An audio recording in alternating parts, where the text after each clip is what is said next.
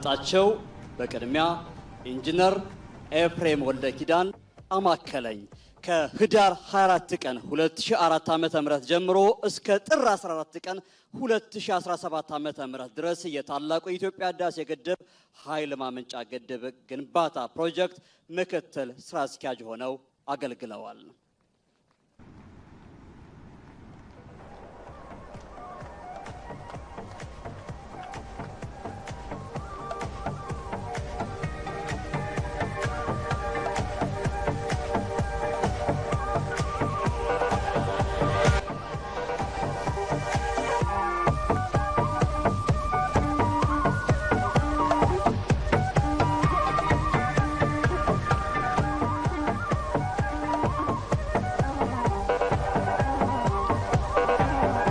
በማስከተል የምጠራው ኢንጂነር ከማል አህመድ ሱሌይማን ከሚያዚያ 2013 ዓ.ም ጀምሮ እስከ ዛሬ ድረስ የታላቁ የኢትዮጵያ ህዳሴ ግድብ ጣቢያ ኦፕሬሽን ስራ አስኪያጅ ኃላፊ ሆነው እያገለገሉ ይገኛሉ።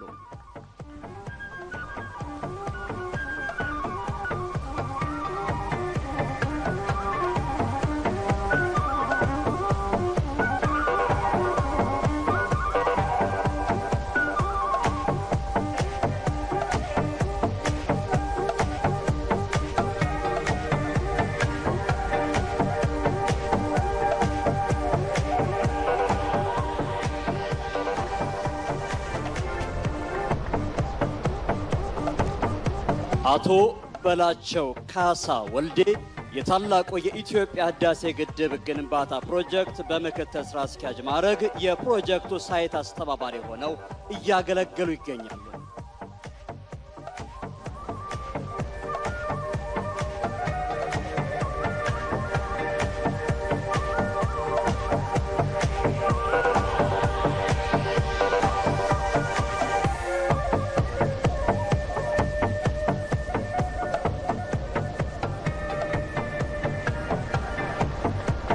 በመጨረሻ ኢንጂነር ክፍሌ ሆሮ የታላቁ የኢትዮጵያ ህዳሴ ግድብ ግንባታ ፕሮጀክት ዋና ስራ አስኪያጅ።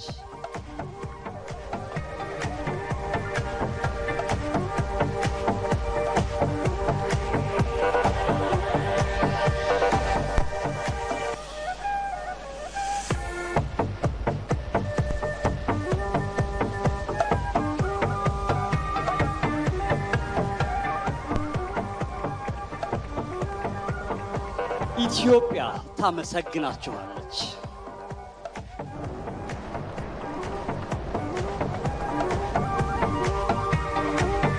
እናመሰግናለን።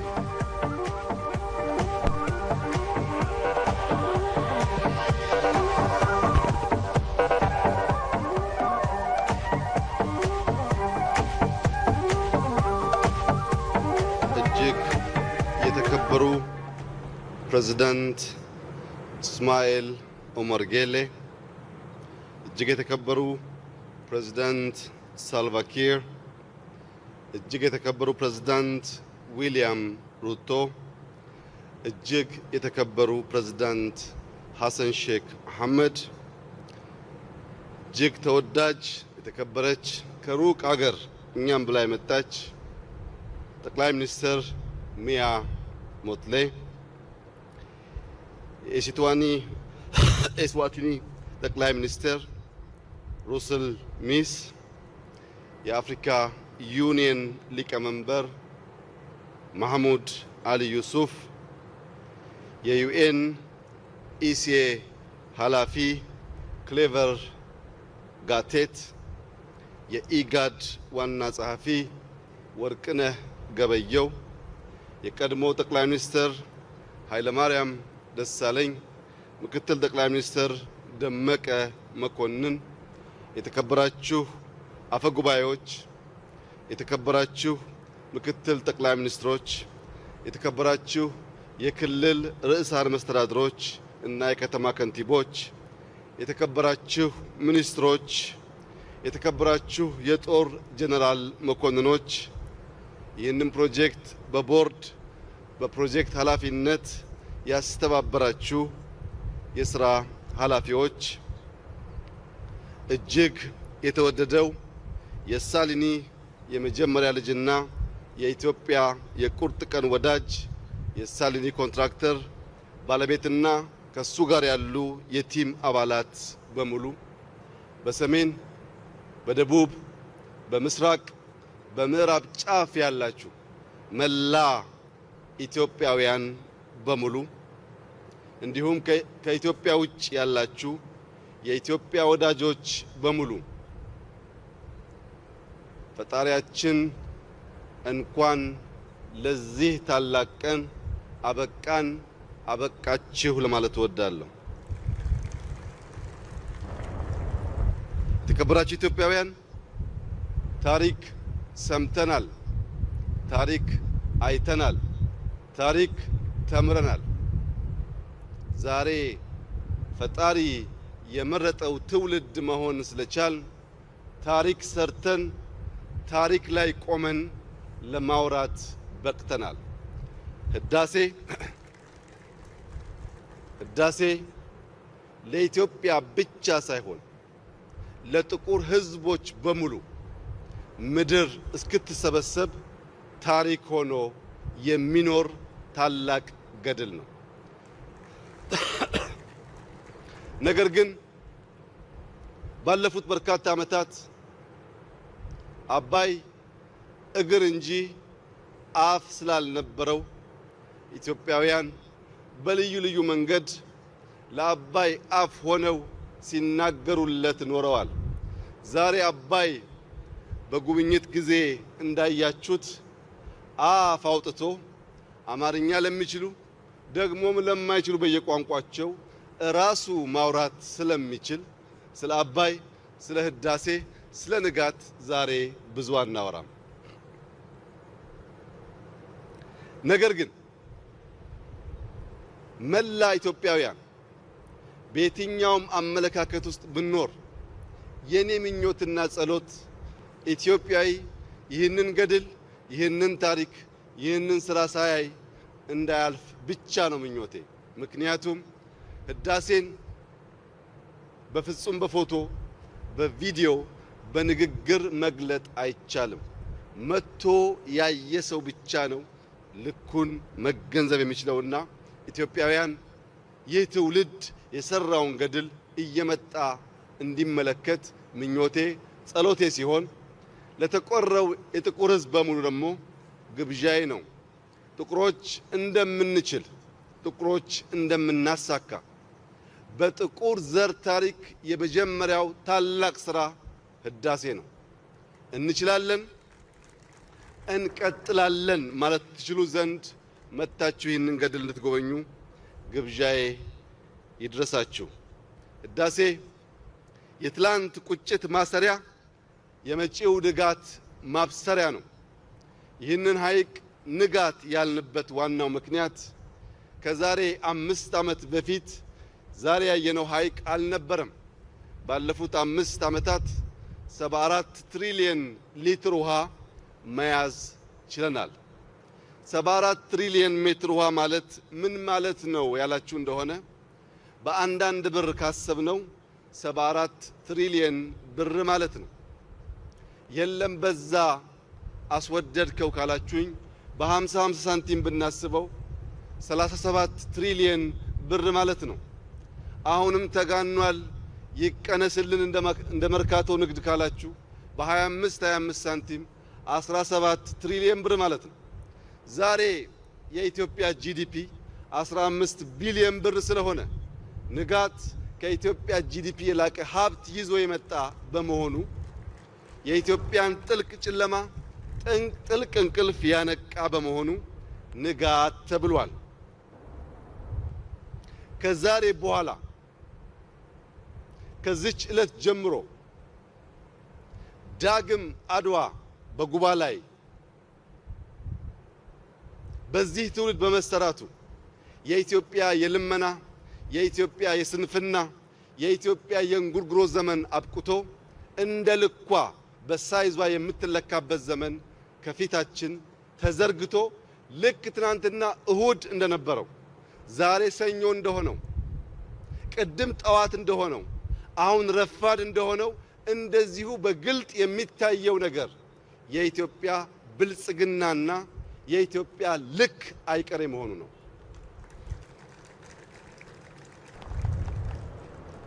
ኢትዮጵያ ትበለጽጋለች። ኢትዮጵያ ተረጂነቷ አብቅቶ ረጂ ትሆናለች። በዚህ የኢትዮጵያ የማንሰራራት የመጀመሪያው ቀን ከኛ ጋር የተገኙ ወዳጆቻችን በእናንተ ዘመን ብቻ ሳይሆን በልጆቻችን ዘመን ሁሉ የኢትዮጵያ ወዳጅነት ብቻ ሳይሆን ኢትዮጵያ ከሀብቷ ከብልጽግናዋ ከተስፋዋ ከእውቀቷ ከልምዷ የምታቋድሳችሁ እንደምትሆን ካለምንም ጥርጥር ላረጋግጥላችሁ እወዳለሁ።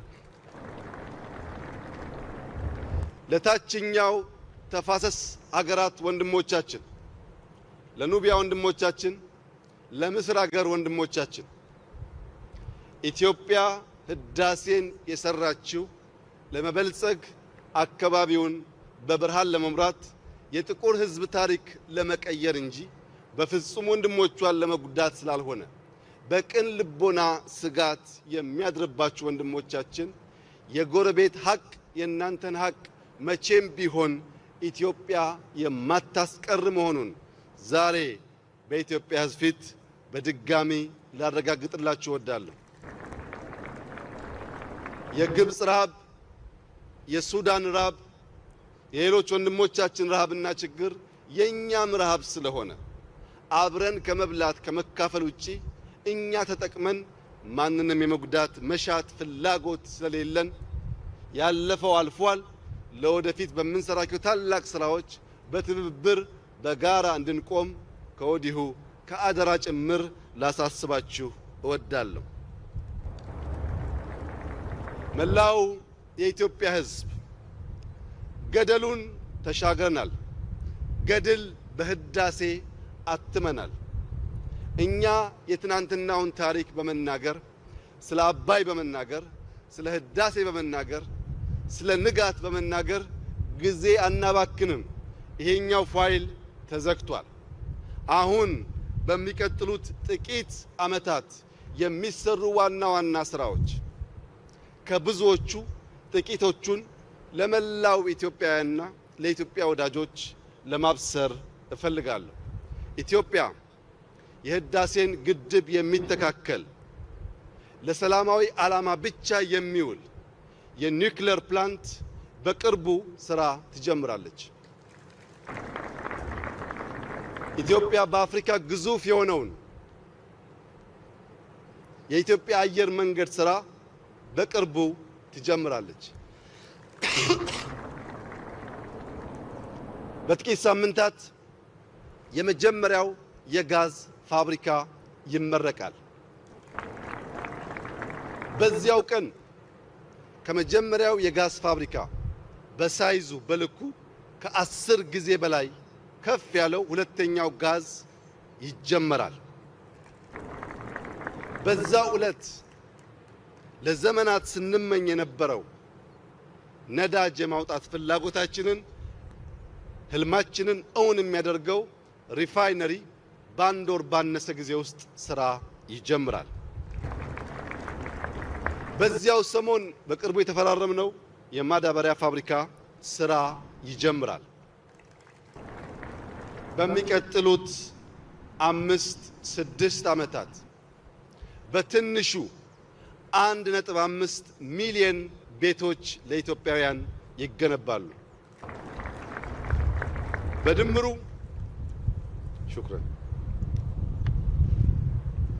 በድምሩ ከ30 ቢሊዮን ዶላር በላይ ሀብት የሚፈስባቸው የአፍሪካን ልጆች ቀና የሚያደርጉ የኢትዮጵያን ብልጽግና የሚያሰምሩ ሜጋ ፕሮጀክት ያልገለጽኳቸውም ጭምር ከፊታችን ስላሉ ከዚህ ሰዓት በኋላ ኢትዮጵያውያን በሰራነው ገድል ሳይሆን ከፊታችን በሚጠብቀን ከባድ ስራ ታጥቀን እንድንነሳ የኢትዮጵያን ብልጽግና እንድናፋጥን የኢትዮጵያን ብሩህ ተስፋ እንድናፋጥን ነቅቷል፣ ሳይመሽ ስራችንን እንድንጨርስ በጋራ አብረን እንድንቆም በታላቅ ትህትና ልጠይቃችሁ ፈልጋለሁ። የኢትዮጵያ የታሪክ እጥፋት፣ የኢትዮጵያ የብልጽግና መሰረት፣ የኢትዮጵያ የማንሰራራት ዘመን ዛሬ በሁሉም የኢትዮጵያ አቅጣጫ የታወጀ ስለሆነ ኢትዮጵያውያን ወንድሞቻችን እንዳይረፍድባችሁ ተባብረን ተደምረን ኢትዮጵያን እናቅና። ኢትዮጵያን ከማቅናት ውጭ ያለው ሁሉም ሐሳብ የኖርንበት የከሰርንበት የሞትንበት ስለሆነ በአንድ ልብ በአንድ መንፈስ በጋራ ቆመን የኢትዮጵያን ብልጽግና እውን እንድናደርግ ላሳስባችሁ ፈልጋለሁ። ይህ የማይሳካ ለይመስላቸው ለቅርብ ለሩቅ ጠላቶቻችን ደግሞ እኛ ኢትዮጵያውያን የማይሞት ስም እንጂ የማይሞት አካል የለንም። አካላችን ሞቶ የማይሞት ስም ለማስቀረት የማይሞት አሻራ ለማኖር የምንተጋ ህዝቦች ስለሆን ከኛ ጋር መጋጨት ሳይሆን መስማማት ብቻ ነው የሚያዋጣው። ምክንያቱም በሺህ ዘመናት የሞከሩን አንዴም አልተሳካላቸውም። በሺህ ዘመን ያላሳካነውን ደግሞ እንደምታዩት አቁመነዋል። ከእንግዲህ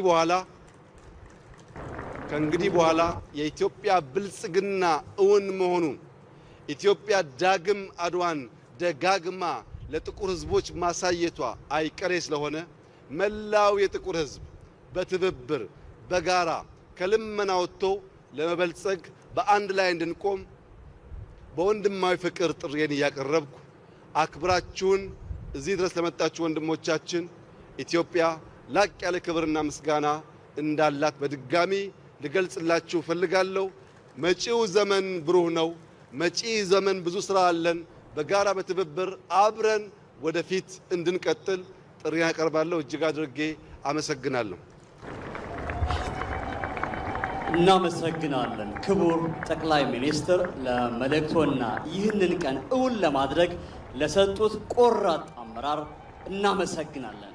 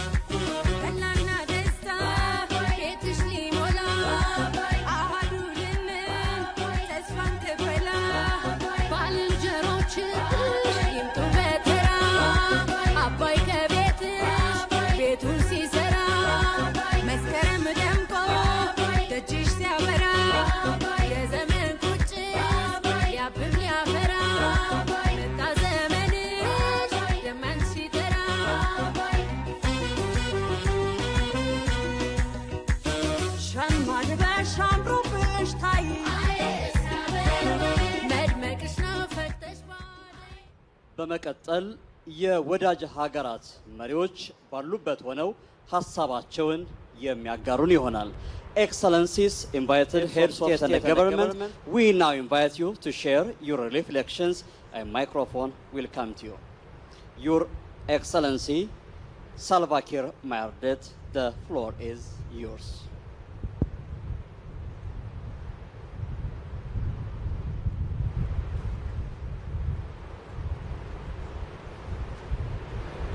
Hold it alone.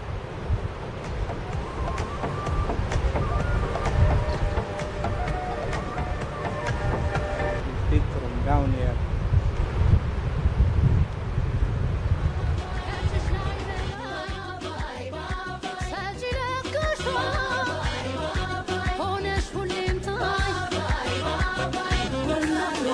Your Excellency, Prime Minister of Ethiopia, Dr. Abiy Ahmed, Your Excellencies present, distinguished guests, ladies and gentlemen,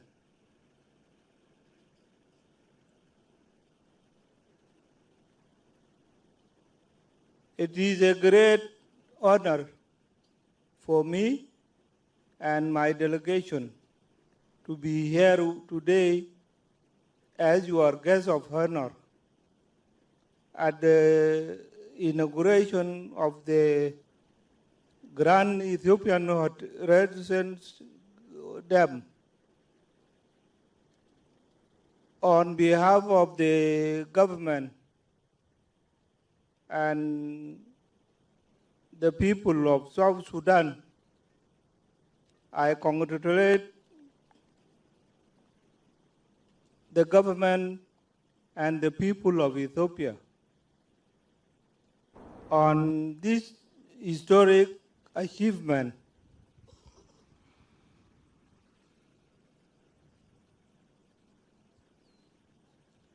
This dam is not a project. It is a symbol of unity, sacrifice, and determination. It shows what a nation can do, what a nation can achieve when its people stand together with one vision.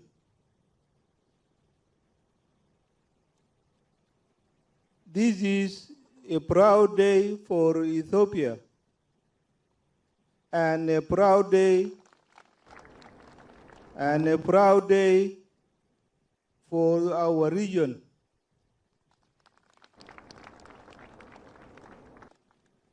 The dam is not only about energy, it is about progress. It is about hope. It is about the future we want for our children.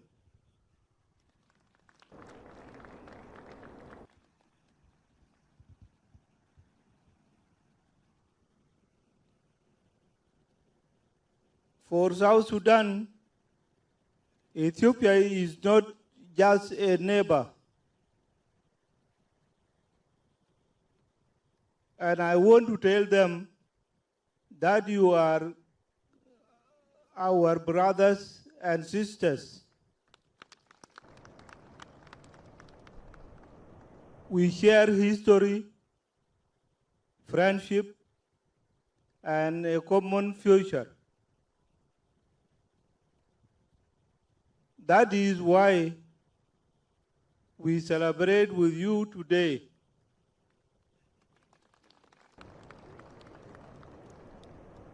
We believe that the progress of one nation is the progress of all.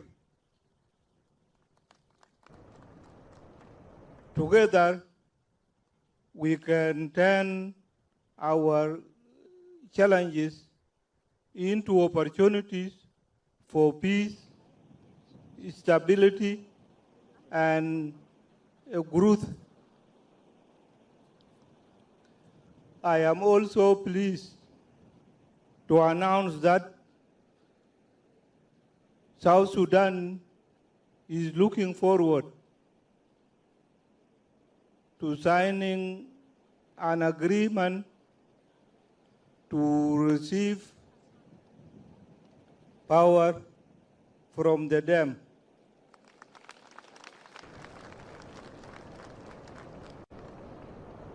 This will bring power to our towns, villages, schools, and hospitals, and open new opportunities for our people. Once again, I congratulate the people and the government of Ethiopia on this great day. May the dam bring water, bring power, strength, and prosperity to your people and to our region. And I thank you very much. Thank you. Now, Your Excellency Hassan Sheikh Mahmoud, the floor is yours.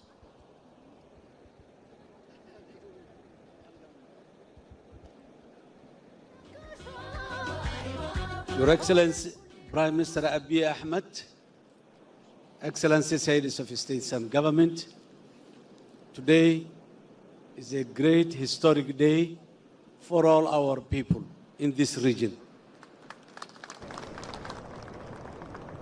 Excellencies, distinguished guests, it's a privilege to be among you today at the moment that brings together the people of this region around an issue of common importance, how we manage, share, and benefit the resources that sustain our nation's prosperity.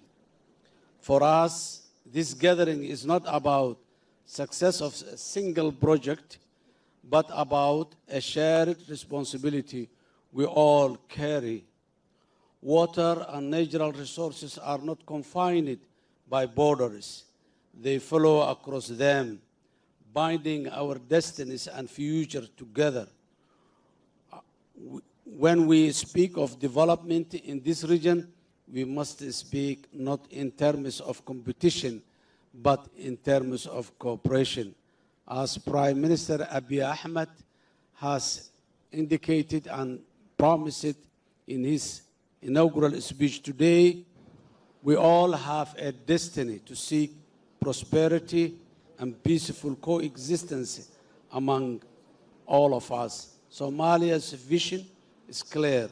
Our collective stability and prosperity depend on ensuring that every nation feels its concerns are heard, its interests is safeguarded. Only through that assurance can we build the trust necessary for deeper regional partnership.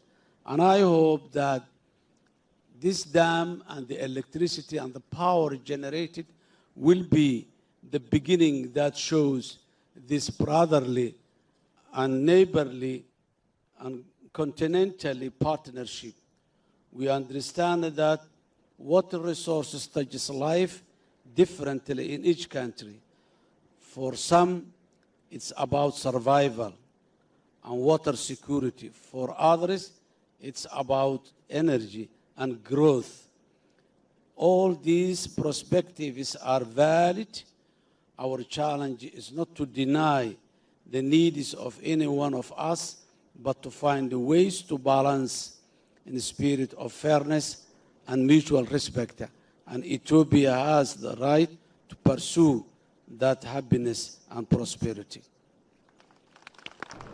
Excellencies, ladies and gentlemen, as a country committed to regional peace and integration, Somalia stands ready to work with all its neighbors and partners to promote dialogue and to bridge differences. If there is a role for us to play in creating understanding and building consensus, Somalia is prepared to do so in good faith. As we have experienced today, when our people are united, not within the borders of our nations, but our region and our continent, we can achieve what no one was expecting in the past to achieve. Our future depends on our ability to move beyond zero-sum thinking of the past. Upstreams and downstreams countries alike can only prosper when we act as community. Those who does not have the challenge, those who do not have the opportunity to benefit from the water of this great dam, luckily we have the opportunity to share the power that lights the future generations of our nations. Once no nation feels excluded and no nation bears the burden alone, it is in that spirit that we commemorate today's inauguration of this great dam. May today remind us all that our real achievement will be in partnership we sustain, the trust we nurture, and the unity we build for generations to come. This is a reliable ambition and vision because the proof is we've shared our own blood. There's no reason we cannot share a physical and worldly resources. I thank you. Thank you. Your Excellency William Samoei Ruto.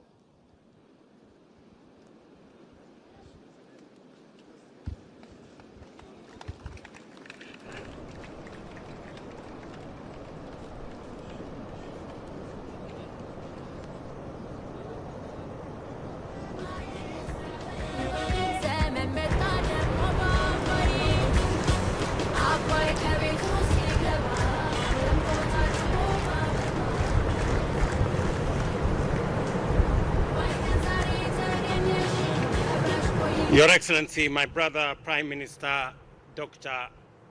Abiy Ahmed, Excellencies, heads of state and government, honorable ministers, distinguished guests, ladies and gentlemen, it is my singular honor and deep privilege to address you on this important occasion, the inauguration of the Grand Ethiopian Renaissance Dam, a moment of monumental significance. I congratulate the government and the people of the Federal Republic of Ethiopia on this historic achievement. The Grand Ethiopia Renaissance Dam is not only a feat of engineering ambition, it is also a bold affirmation of Africa's capacity to shape its own destiny, marshal its resources, and deliver transformative infrastructure in pursuit of prosperity. Today, as we celebrate this milestone, we also reaffirm the enduring bonds of brotherhood, cooperation, and shared vision that unite our nations across the Horn of Africa and the wider Nile Basin. Kenya remains committed to working with Ethiopia, a key regional partner, as it takes this leap towards energy sufficiency and economic transformation. Your Excellencies, the Grand Ethiopian Renaissance Dam is not merely a national project. It is a Pan-African statement. It exemplifies the scale and ambition of African-led infrastructure and aligns with Africa Union's vision of continental energy connectivity. Despite Africa's vast renewable resources, the continent accounts for only 6% of global energy use, while nearly half of Africans, over 600 million people, still lack access to electricity, and close to 1 billion people also lack clean cooking solutions, with dire consequences for public health, education, and productivity. These deficits disproportionately affects women and children and hinder inclusive development. They drive up business costs, compromise hospitals and schools' operations, and constrain the life prospects of millions, particularly in rural and remote areas. Africa's energy demand is set to rise exponentially, driven by population growth and rapid urbanization. By 2030, 1 in every 5 people globally will live in our continent. Meeting that demand sustainably will require doubling current energy investments with at least 2/3 directed towards clean energy, like the feat of engineering just behind us. Supported by multilateral cooperation and regional solidarity, the Grand Ethiopian Renaissance Dam provides a blueprint for scaling similar projects across Africa and bridging the continent's energy divide. Distinguished guests, Kenya's partnership with Ethiopia on clean energy is a living example of regional integration. In 2022, Kenya began importing 200 megawatts of hydroelectric power from Ethiopia under a 25-year hydropower purchase agreement. This power is transmitted through a 1,045-kilometer Ethiopia-Kenya interconnector, a vital component of East Africa's power pool. Beyond affordability, this energy unstable supply enhances grid reliability, particularly during droughts when hydropower output is volatile. With Kenya's peak demand exceeding 2,300 megawatts and rising, this additional capacity strengthens our reserve margins and reduces supply deficits. I have already had a conversation with Prime Minister that we will be having an extended conversation on whatever reserve power that is available from this dam. We are ready to sign a power purchase agreement so that we can offtake some of the power from this important dam. Reliability is especially critical for special economic zones, industrial parks, ICT hubs, and agro-processing facilities, all of which require consistent and affordable power to drive Kenya's development agenda. Additionally, this cooperation advances Kenya's climate and development goals, with more than 90% of our electricity already sourced from renewable sources. We remain committed to achieving 100% clean energy mix by 2030. The Grand Ethiopian Renaissance Dam strengthens this transition by integrating zero-emission power into our grid and reducing reliance on fossil fuels. Importantly, it also supports Kenya's national development priorities under Vision 2030 and the bottom-up economic transformation agenda by expanding access in undeserved regions, empowering young people and women entrepreneurs, and promoting green industrialization. Excellencies, allow me to restate Kenya's commitment to constructive engagement in the wider Nile Basin discourse. We recognize the Nile's centrality to the lives and livelihoods of millions. Its shared use must be governed by principles of equity, sustainability, cooperation, and mutual respect. Kenya is firmly committed to safeguarding collective interests while working with brothers and sisters in our region. We believe that no country should be denied the opportunity to unlock a huge resource like the one that we are launching today, because indeed it becomes a shared resource. Ladies and gentlemen, we commend the progress that has been achieved and urge continued cooperation between all our countries. And I want to commend the people, government, and more particularly my brother, Prime Minister Abiy, for this monumental achievement. Listening to you, Prime Minister Abiy, you not only inspire your own people in Ethiopia, you inspire our people in the region.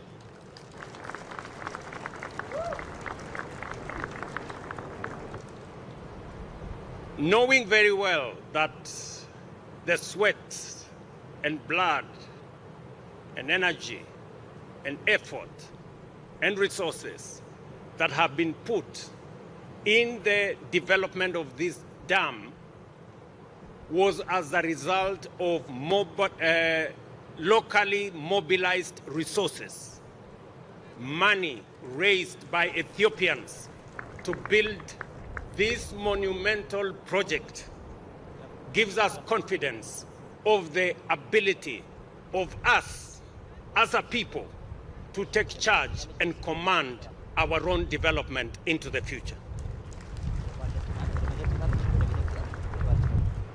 The fact that you have raised $5 billion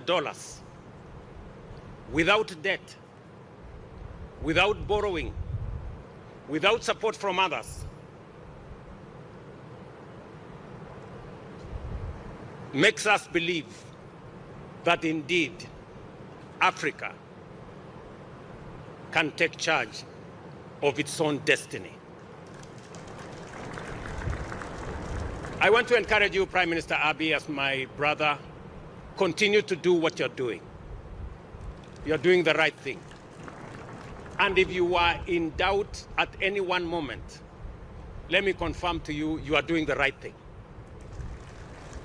Continue doing this, because our future is going to be dictated by what we do, the vision we carry, the hopes of our people that we turn into reality, as you are doing in this dam. Your brothers and sisters in Kenya, I will give you an example. 2 years ago, we decided that we are going to get millions of our people. In fact, 7 million of Kenyans live in slums. And we decided that we are going to give dignity to our people, and we are going to build houses for them. I am happy that Ethiopia, in your vision, is going to build 1.5 million houses. We are also on that journey. Already, we have 700,000 housing units on the pipeline. We are already constructing 170,000 houses as I talk to you.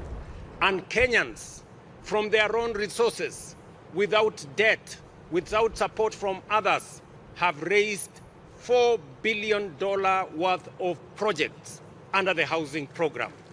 It confirms to you that what you are doing in Ethiopia is what we are doing in Kenya, and that is what we should be doing in our region.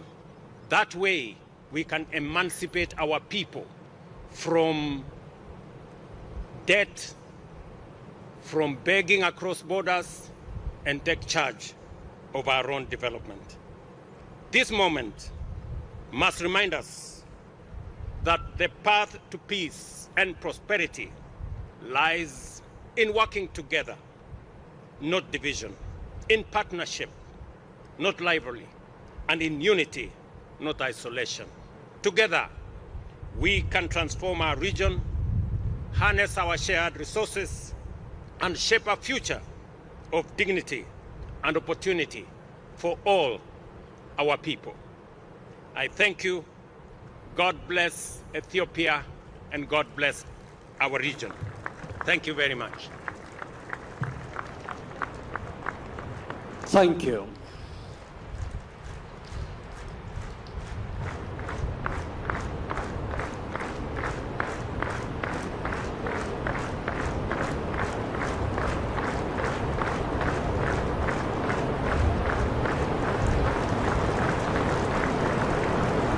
For the next speaker, the microphone will come to you. Your Excellency, Miamor Motley.